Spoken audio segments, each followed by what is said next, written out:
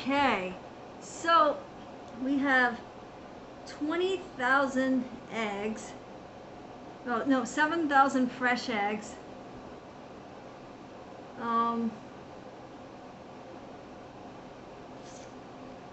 See, deep was the emotion of the fowls. The hens were inconsolable, and the unhappy creatures mourned upon the palings for the loss of all their hopes. I guess they wanted to, have eggs of little baby chickens. The milkmaids were busy. Okay, they had 20,000 pails of milk. All the little calves were put on half rations. Oh, they didn't give the little baby cows as much food here. The great work was nothing to them, and they complained pitifully to their mothers. So, apparently they didn't care. They didn't care about, making a big cake as big as the Capitol. They weren't getting as much food. That's not good.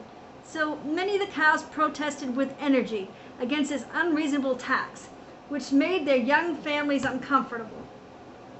They were pails upset, so they knocked the pails of milk over, and even some milkmaids went head over heels. But these little accidents did not chill the enthusiasm of the laborers. Those are the people working. In this case, they're making the big cake. And now, Mother Mitchell called for 1,000 pounds of the best butter. All the churns for 20 miles around began to work in the most lively manner. Their dashers dashed, so a dasher, it's a kind of plunger or a churning stick to make the butter. Let's see. The butter was tasted, rolled into pats, wrapped up, and put into baskets. Such energy had never been known before. Mother Mitchell, Mother Mitchell's cat, Fran Freelouch, with whom she had mysterious doings, and with whom she talked to in her inspired moments, as if he were a real person. Certainly, since the famous Puss in Boots, that's another story. It's another very old story. There had never been an animal so extraordinary, and credulous folks suspected him of being a magician. Some curious people had the curious to ask the cat, Fan Freelouch, if this were true. But he had replied by bristling and showing his teeth and claws so fiercely that the conversation had ended there.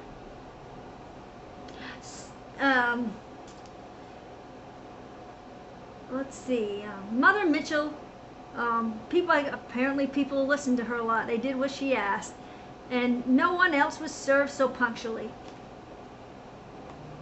On the appointed day, all the millers arrived with their donkeys trotting in a single file, each laden with a great sack of flour. Mother Mitchell, after having examined the quality of the flour, had every sack accurately weighed. This was hard work. Head work and hard work. Head work. So, they had to, they had to weigh it, so they had to do a lot of math. So Mother Mitchell was untiring, and her cat also. For a while the operation lasted, he sat on the roof watching. He was an inspector, I guess. It is only just to say that the millers of the greedy kingdom brought flour not only faultless, but of full weight. They knew that Mother Mitchell was not joking when she said that others must be as exact with her as she was with them. Fair's fair. Perhaps also they were a little afraid of the cat, whose great green eyes were always shining upon them like two round lamps, and never lost sight of them for one moment, so he kept staring at them. All the farmers' wives arrived in turn, with baskets of eggs upon their heads. That takes a lot of coordination to hold a basket of eggs on somebody's head. They did not load their donkeys with them for fear that in jogging along they would become omelets on their way, meaning the eggs would crack open. Mother Mitchell received them with her usual gravity. So, gravity. She was very quick. She had the patience to look through every egg to see if they were fresh.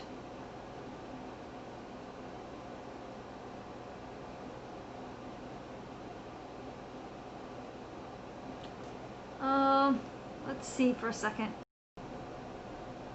I think in this case that gravity would mean seriousness, because different words mean different things. And when they're talking about her taking things so seriously, I'm thinking where it said she had the patience to look through every egg to see if it were fresh. So when she received them with the usual gravity, she took it very seriously. Okay, she did not wish to run the risk of having young chickens in a tart that was destined for those.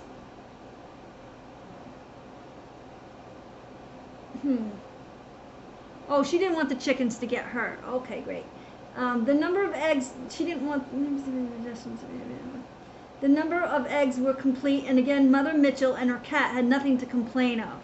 The greedy nation, though carried away by love of good eating, was strictly honest. It must be said that where nations are patriotic, desire for the common good makes them unselfish. Mother Mitchell's tart was to be the glory of the country, and each one was proud to contribute to such a great work. And now, the milkmaids with their pots and pails of milk, and the butter makers with their baskets filled. Oh, hold on. Do you still see the raisins here? Are they still coming up? Slow but sure.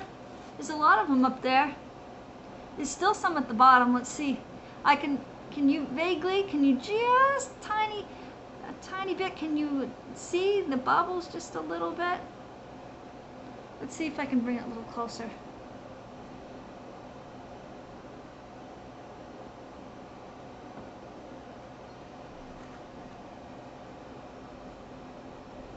I'm going to stir them around a little bit and see what happens. That's the thing with experiments. Try different things. Now, let's read. You can continue checking.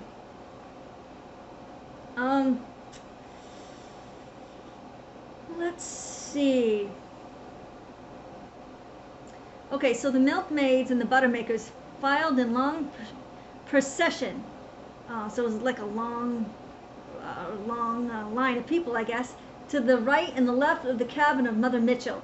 There was no need for her to examine so carefully the butter and the milk. She had such a delicate nose, so she smelled things, very strongly. She could smell them very well.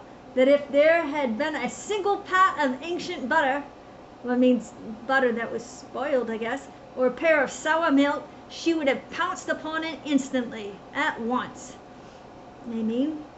My all was perfectly fresh. In that golden age, they did not understand the art, now so well known, of making milk out of flour and water. Making milk out of flour and water. Huh. Real milk was necessary to make cheesecakes and ice cream and other delicious confections much adored in the greedy kingdom. If anyone had made such a despicable discovery, he would have been chased out of the country as a public nuisance. All right. Then came the grocers with their aprons of coffee bags, and with the jolly, mischievous faces the rogues always have. Each one clasped to his heart a sugar loaf nearly as large as himself, whose summit, that's the top, without its paper cap, looked like new fallen snow upon a pyramid. Mother Mitchell, with her crutch for a baton, saw them all placed in her storerooms upon shelves put up for the purpose. She had to be very strict, for some of the little fellows could hardly part from their merchandise, and many were indiscreet, with their tongues behind their great mountains of sugar. If they had been left alone, they would have never stopped till the sugar was all gone. But they had not thought of the incomplacible eye of old friend Fru Looch, who, posted upon a water spout, took note of all their misdeeds. He was a spy. From another quarter came a whole army of country people, rolling wheelbarrows and carrying huge baskets, all filled with cherries, plums, peaches, apples, and pears. Those are different kinds of fruits. All these fruits were so fresh, in such perfect condition, with their fair, shining skins, that they looked like wax or painted marble, but their delicious perfume proved that they were real. Some little people hidden in the corners took pains to find this out. I don't think they were really hurt. They just, it's just symbolic for saying, they tried real hard to find out. Between ourselves, Mother Mitchell made believe not to see them, and took the precaution of holding friend Faluch in her arms so that he could not spring upon them. Oh, how nice of her.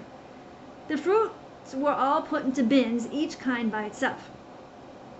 And now the preparations were finished. There was no time to lose before setting to work.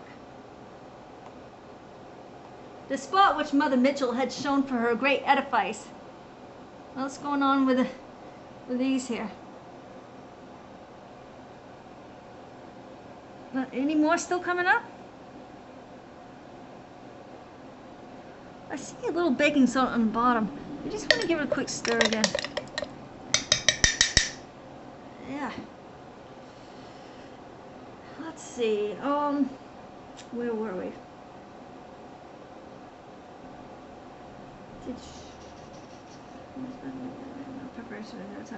The spot which Mother Mitchell had chosen for her great edifice. Hold on. Okay, here we go. So edifice means a building. So I'm thinking they're talking about her cake because it's supposed to be as big as the Capitol, right? So, and they need a big place for it. So they chose a pretty hill on which a plateau formed a splendid sight. The hill commanded the capital city, built upon the slope of another hill close by. After having beaten down the earth, they probably beaten down the earth, so they probably used a rototiller. They tilled the ground until it was as smooth as the floor. Then spread over it loads of breadcrumbs brought from the bakers and leveled it with rake and spade. I don't know why they put breadcrumbs. I don't know. As we do gravel in our garden walks.